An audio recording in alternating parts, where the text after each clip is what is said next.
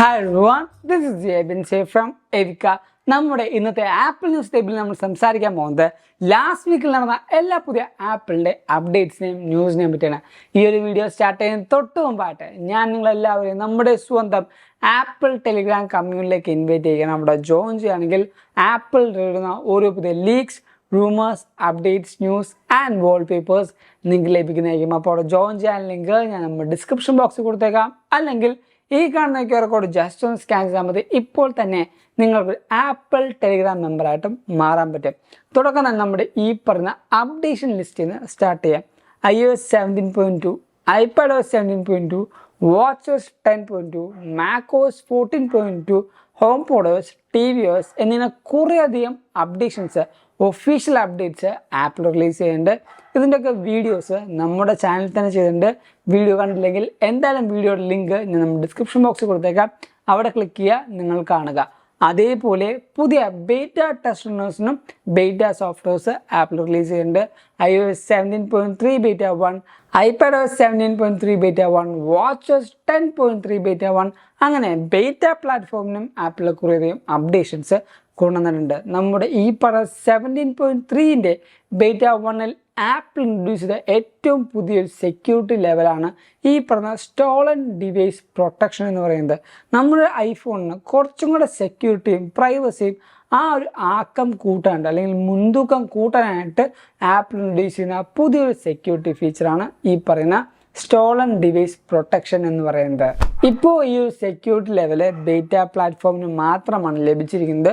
Official അപ്ഡേറ്റിലേക്ക് വരുമ്പോഴത്തേക്കും കുറേയധികം പുതിയ റിഫൈൻമെൻറ്റും അതേപോലെ പുതിയ സെക്യൂരിറ്റി ആൻഡ് പ്രൈവസി സാധനങ്ങളും ആപ്പിൾ ഈ പറഞ്ഞ ഓപ്ഷനിൽ ഇൻട്രൊഡ്യൂസ് ചെയ്യാനും ചാൻസ് ഉണ്ട്. അതോടൊപ്പം തന്നെ നമ്മുടെ iOS 17.2ൻ്റെ ബേറ്റ 3 വരെയും കൊണ്ടുവന്ന ഒരു ഓപ്ഷനായിരുന്നു ആപ്പിൾ മ്യൂസിക്കിൻ്റെ ഒരു കൊളാബറേറ്റ് പ്ലേലിസ്റ്റ് എന്ന് പറയുന്നത്. ആ ഒരു ഓപ്ഷൻ ബേറ്റ 4 മുതൽ നമുക്ക് പിന്നീട് ലഭിച്ചില്ല. iOS 17.2ൽ ആപ്പിൾ കൊണ്ടുവന്നില്ല. പക്ഷേ iOS 17.3ൻ്റെ ബേറ്റ 1ൽ ആപ്പിൾ ഈ പറയുന്ന ആപ്പിൾ മ്യൂസിക്കിൻ്റെ ഒരു കൊളാബറേറ്റ് പ്ലേലിസ്റ്റ് കൊണ്ടുവന്നിട്ടുണ്ട്. അതിൻ്റെ ഏറ്റവും വലിയൊരു ഹൈലൈറ്റ് എന്ന് പറയുന്നത് നമുക്ക് ആപ്പിൾ മ്യൂസിക്കിൽ ഇന്ന് തൊട്ട് റിയാക്ഷൻസ് കൊടുക്കാം. അതേപോലെ നമ്മുടെ ഇമോജീസ് ഷെയർ ചെയ്യാം.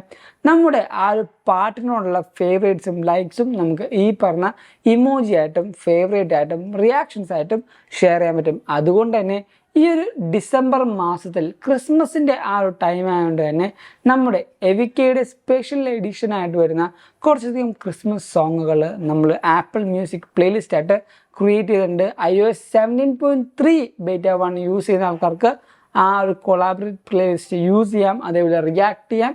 അതേപോലെ തന്നെ നമുക്ക് ഇമോജീസ് ഇടാം. അല്ലാതെ നിങ്ങൾ iOS 17.2 യൂസർ ആണെങ്കിൽ നിങ്ങൾക്ക് ആ ഒരു പാട്ടിൻ്റെ പ്ലേലിസ്റ്റ് കംപ്ലീറ്റ് ആയിട്ട് ആക്സസ് ചെയ്യാം. സോ ആ ഒരു പ്ലേലിസ്റ്റിൻ്റെ ലിങ്കും ഞാൻ നമ്മുടെ ഡിസ്ക്രിപ്ഷൻ ബോക്സിൽ കൊടുത്തിട്ടുണ്ട്. നിങ്ങൾക്ക് എന്തായാലും ആ ഒരു പാട്ടുകൾ ഇഷ്ടപ്പെടും. എന്തായാലും നിങ്ങൾ ആ ഒരു പാട്ടുകളും കേട്ട് നോക്കുക. അതേപോലെ നമ്മുടെ അടുത്ത ന്യൂസ് എന്ന് പറയുന്നത് നമ്മുടെ ഈ പറയുന്ന iPadൻ്റെ 11th ജനറേഷൻ റിലീസാകുന്നതോടുകൂടി തന്നെ 9th ജനറേഷൻ ആപ്പിൾ ഡിസ്കണ്ടിന്യൂ ചെയ്യും. 9th ജനറേഷൻ മാത്രമല്ല, ഹോം ബട്ടൺ എന്ന് പറഞ്ഞ ആ ഒരു ഓപ്ഷനും ആപ്പിൾ ഇനി മുതൽ ഡിസ്കണ്ടിന്യൂ ചെയ്യാൻ പോവാണ്. ഒരു ഫുൾ സ്ക്രീൻ ഐപാഡ് സെക്ടറിലേക്ക് ആപ്പിള് കടന്നു ചെല്ലാൻ പോവാണ്. അതുകൊണ്ട് തന്നെ നമുക്ക് ഇനി മുതൽ ആ ഒരു ഹോം ബട്ടൺ ലഭിക്കുന്നതല്ല. ഇനി നമ്മുടെ അടുത്ത ന്യൂസ് എന്ന് പറയുന്നത് iOS 18, iPadOS 18 എന്നീ പറഞ്ഞ എല്ലാ പ്ലാറ്റ്ഫോമിലും നമുക്കൊരു സിമിലാരിറ്റി ഇനി കാണാൻ പറ്റും. ആ ഒരു സിമിലാരിറ്റി എന്താണെന്ന് ചോദിച്ചാൽ നമ്മുടെ വിഷൻ OSൻ്റെ ആ ഒരു സെയിം പാറ്റേൺ, സെയിം സിമിലാരിറ്റി നമ്മുടെ ഇനി വരാൻ പോകുന്ന എല്ലാ പ്ലാറ്റ്ഫോമിലും ആപ്പിൾ കൊണ്ടുവരും എന്നാണ് നമുക്കൊരു കോൺസെപ്റ്റിൽ നിന്ന് മനസ്സിലാക്കാൻ പറ്റുന്നത്.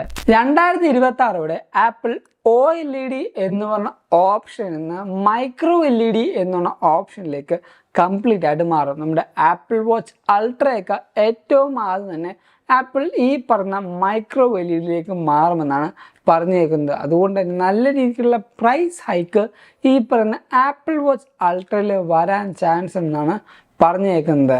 നമ്മുടെ സാൻഫോർഡ് യൂണിവേഴ്സിറ്റിയുടെ ആ ഒരു പഠനം അനുസരിച്ച് നമ്മുടെ ആപ്പിൾ വാച്ച് കുറച്ചും കൂടെ ആക്യുറേറ്റ് ആയിട്ട് ഇറഗുലർ ഹാർട്ട് ബീറ്റ്സ് ഒക്കെ കണ്ടുപിടിക്കുന്നുണ്ട് എന്നാണ് അറിയപ്പെടുന്നത്. അതുകൊണ്ട് തന്നെ കുട്ടികളിൽ ഈ ആപ്പിൾ വാച്ച് യൂസിങ് ഉണ്ടെങ്കിൽ ഇറഗുലർ ഹാർട്ട് ബീറ്റ്സ്, അതേപോലെ ഇറഗുലർ ഹാർട്ട് റിതം എന്നീ എല്ലാ കാര്യങ്ങളും കറക്റ്റായിട്ട് മനസ്സിലാക്കാനും അവർക്ക് വേണ്ട മെഡിക്കൽ അറ്റൻഷൻ വേഗം കൊടുക്കാൻ പറ്റുമെന്നാണ് സാൻഫോർഡ് യൂണിവേഴ്സിറ്റി നമുക്ക് വരുന്ന റിപ്പോർട്ട് അനുസരിച്ച് പറയുന്നത്. പക്ഷേ ആപ്പിൾ തന്നെ പറയുന്നുണ്ട് നമുക്ക് ഈ irregular heart beats, irregular rhythm എന്നീ കാര്യങ്ങളൊക്കെ നമുക്ക് അറിയാൻ പറ്റും. ഹാർട്ട് അറ്റാക്കോ ബാക്കി കാര്യങ്ങളോ ഒന്നും ആപ്പിൾ വാച്ചിനെ പ്രഡിക്റ്റ് ചെയ്ത് പറയാൻ പറ്റില്ല എന്ന് കറക്റ്റായിട്ട് എല്ലാ ആപ്ലിക്കേഷൻസിലും ആപ്പിൾ കൊടുക്കുന്നുണ്ട്. ഇനി നമ്മുടെ apple product of the year 2023 നോക്കുമ്പോൾ നേരത്തെ ഉണ്ടായ വീക്ക് അല്ലെങ്കിൽ ഈ കഴിഞ്ഞ വീക്കിൽ നമുക്കൊരു ഫുൾ വോട്ടിംഗ് ഉണ്ടായിരുന്നു. ആ ഒരു വോട്ടിങ്ങിൽ സെലക്ട് ആയ അല്ലെങ്കിൽ ഏറ്റവും കൂടുതൽ മെജോറിറ്റി കിട്ടിയ ഡിവൈസുകളാണ് ഇനി നമുക്ക് ക്വാർട്ടർ ഫൈനലിലേക്ക് വന്നിരിക്കുന്നത്. നിങ്ങൾ ഇപ്പോഴും ഈ പറയുന്ന ആപ്പിൾ പ്രൊഡക്റ്റ് ഓഫ് ദ ഇയറിൻ്റെ ഈ ഒരു വോട്ടിംഗ് സിസ്റ്റത്തിൽ കയറിയിട്ടില്ലെങ്കിൽ അല്ലെങ്കിൽ വോട്ട് ചെയ്തിട്ടില്ലെങ്കിൽ എന്തായാലും വോട്ട് ചെയ്യുക. ആ ഒരു വോട്ടിംഗ് ഓപ്ഷനിലേക്കുള്ള ലിങ്കും ഞാൻ നമ്മുടെ ഡിസ്ക്രിപ്ഷൻ ബോക്സിൽ കൊടുത്തിട്ടുണ്ടാകും. നിങ്ങൾക്ക് അവിടെ ക്ലിക്ക് ചെയ്തുകൊണ്ട് ഈ ഒരു പ്രോഡക്റ്റ് ഓഫ് ദി ഇയർ 2023 നിങ്ങൾക്ക് എന്തായാലും വോട്ട് ചെയ്യാൻ പറ്റുന്നതാണ്. ഇനി നെക്സ്റ്റ് വീക്കിൽ നമ്മൾ സെമി ഫൈനലിലേക്കുള്ള ആ ഒരു എല്ലാ പ്രൊഡക്റ്റും നമ്മൾ സോർട്ട് ഔട്ട് ചെയ്ത് എടുക്കുന്നതായിരിക്കും. ഇനി നമ്മുടെ പബ്ലിക് റിയാക്ഷനിലേക്ക് നോക്കുകയാണെങ്കിൽ ഇന്ന് ഞാൻ നിങ്ങളോട് ചോദിക്കാൻ പോകുന്നത് ആപ്പിൾ എല്ലാ കാര്യത്തിലും സ്ലോ ആണെന്നാണ് കുറേ ആൾക്കാർ പറയുന്നത്. 128 ഹെഡ്സ് കൊണ്ടുവന്നില്ല, USB-C കൊണ്ടുവന്നില്ല. ശരി, ഓക്കെ. പക്ഷേ ആപ്പിൾ എന്തുകൊണ്ടിരുന്നോ അത് ഫോളോ ചെയ്യാൻ അല്ലെങ്കിൽ കോപ്പി ചെയ്യാനായിട്ട് ഇപ്പോഴും നമ്മുടെ ലീഡിങ് ആയി നിൽക്കുന്ന കുറേയധികം കമ്പനികൾ നോക്കാറുണ്ട്. നമ്മുടെ iOSന്റെ കൺട്രോൾ സെൻറ്റർ പോലും അതേപോലെ കോപ്പി അടിച്ച് ഹൈപ്രോസും അല്ലെങ്കിൽ കുറേയധികം ഓസുകളിൽ ആൾക്കാർ ചെയ്യുന്നുണ്ട്. ഈ പറയുന്ന കാര്യങ്ങൾ സത്യമാണോ അല്ലയോ എന്ന് നമ്മുടെ വീഡിയോയുടെ തൊട്ട് താഴത്ത് എന്തായാലും കമൻറ്റ് ചെയ്യുക. നിങ്ങളുടെ റിയാക്ഷൻസും ഈ പറയുന്ന നമ്മുടെ വീഡിയോയിൽ കമൻറ്റ് ചെയ്യുക. സോ ഇന്നത്തെ വീഡിയോ നിങ്ങൾക്ക് എന്തായാലും ഇഷ്ടപ്പെട്ടു, അതേപോലെ ഹെൽപ്ഫുൾ ആണെന്ന് കരുതുന്നു. അതുകൊണ്ട് തന്നെ ഈ വീഡിയോ ഇപ്പോൾ തന്നെ ലൈക്ക് ചെയ്യുക, എല്ലാ കൂട്ടുകാർക്കും ഈ ഒരു വീഡിയോ ഷെയർ കൊടുക്കുക. അതോടൊപ്പം ഞാൻ നിങ്ങളെ ഒന്നും കൂടെ നമ്മുടെ സ്വന്തം ആപ്പിൾ ടെലിഗ്രാം കമ്മ്യൂണിറ്റിയിലേക്ക് ഇൻവൈറ്റ് ചെയ്യുക. നമ്മളെ ജോയിൻ ചെയ്യുകയാണെങ്കിൽ ആപ്പിൾ വരുന്ന ഓരോ പുതിയ leaks, rumours, updates, news and wallpapers നിങ്ങൾക്ക് ലഭിക്കുന്നതായിരിക്കും. അപ്പോൾ അവിടെ ജോയിൻ ചെയ്യാൻ ലിങ്ക് ഞാൻ നമ്മുടെ ഡിസ്ക്രിപ്ഷൻ ബോക്സിൽ കൊടുത്തേക്കാം. അല്ലെങ്കിൽ ഈ കാണുന്ന QR കോഡ് ജസ്റ്റ് ഒന്ന് സ്കാൻ ചെയ്താൽ മതി. ഇപ്പോൾ തന്നെ നിങ്ങൾക്ക് ആപ്പിൾ ടെലിഗ്രാം മെമ്പറായിട്ടും മാറാൻ പറ്റും. അതോടൊപ്പം നമ്മുടെ ചാനൽ ഇപ്പോഴും സബ്സ്ക്രൈബ് ചെയ്യാത്ത കുറേ കൂട്ടുകാരുണ്ട്. സോ ദയവായിട്ട് സബ്സ്ക്രൈബ് ചെയ്യുക, നമ്മളെ സപ്പോർട്ട് ചെയ്യുക. അതെല്ലാം നിങ്ങൾക്ക് ഇപ്പോൾ ഇൻസ്റ്റാഗ്രാം വഴി അപ്ഡേഷൻസ് വേണമെങ്കിൽ നമ്മുടെ ഇൻസ്റ്റാഗ്രാം ലിങ്കും തൊട്ട് താഴത്ത് കൊടുത്തേക്കാം. Go follow me Instagram too, and thank you so much for watching this whole video. This is Abin Xavier signing from Evika.